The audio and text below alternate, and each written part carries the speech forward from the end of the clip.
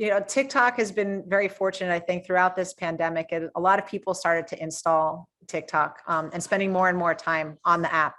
As more people have gone on it, what we've really seen is a diversification of the content. So there's a lot of DIY. I like to say I have a 9-year-old. We watch a lot of science videos, experiments that we can do at home. There's lots of cooking recipes. And the great part is that there's really content for everyone. And those are the conversations that we're really having with the brands that we're speaking with, is being a part of the community and understanding how to lean in and to find your voice on the platform. So Sandie, tell us a little bit about, some best cases, use cases by advertisers, what they're doing and how you work with them to provide, a platform for their marketing message. Sure. I mean, where we see brands being really successful is using what's on the platform and pulling out trends and really finding their voice and letting the community have fun with their brands. And so some great recent examples are with EOS.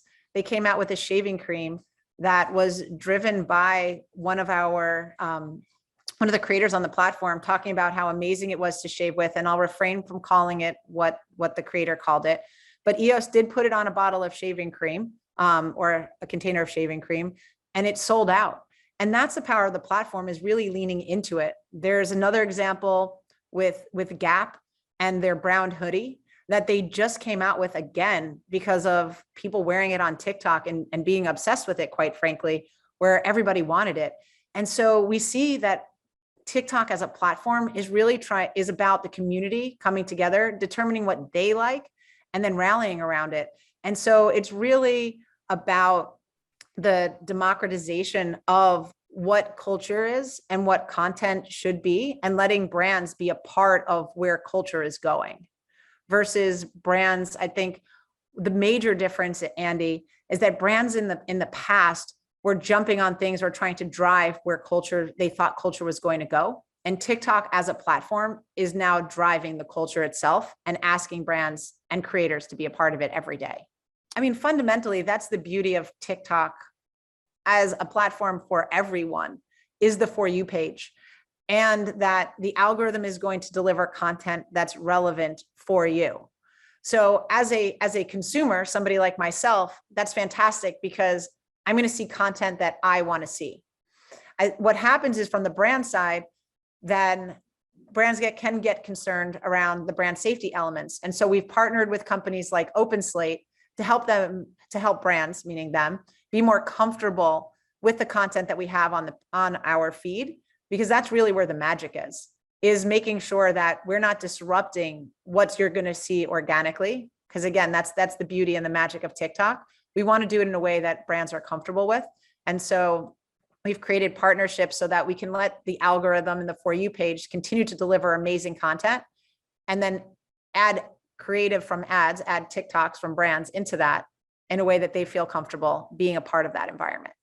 So contextual advertising, I would say, my definition is that contextual advertising is about the experience. So if I'm watching information around cooking, so that's the content, that the ads that I would get would also be cooking related. So the content is related to the ads that I'm seeing. So it's contextually relevant. What we're seeing on TikTok is that, I'll go back to the algorithm and the magic of the For You page, and why it brings such joy and delight, I think, every time at least I'm on the platform, is that the ads become part of that contextual experience. That the same algorithm that is choosing the right content from a creator standpoint is the same algorithm that's picking the ads for delivery. And so they're relevant based off of that context.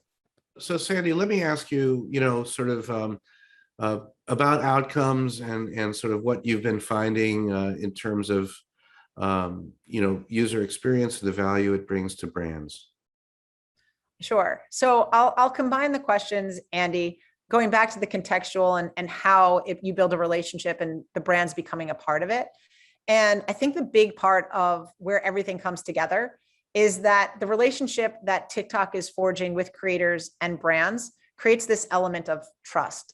And so we've created our TikTok creator marketplace to bridge that gap and to make it easy for brands to be on the platform, because creators know our community and what's going to resonate more than anyone else. And so they have the ability to take a brand and make it relatable to what people want to see on TikTok. And what we see overall, as I know you had asked a question about outcomes, is that the TikTok community overall loves seeing familiar faces, and those familiar faces are our creators. And when brands are involved in those conversations, we did a study, a culture study with Flamingo, and we found that 63% of users like it when brands show TikTok creators in their videos.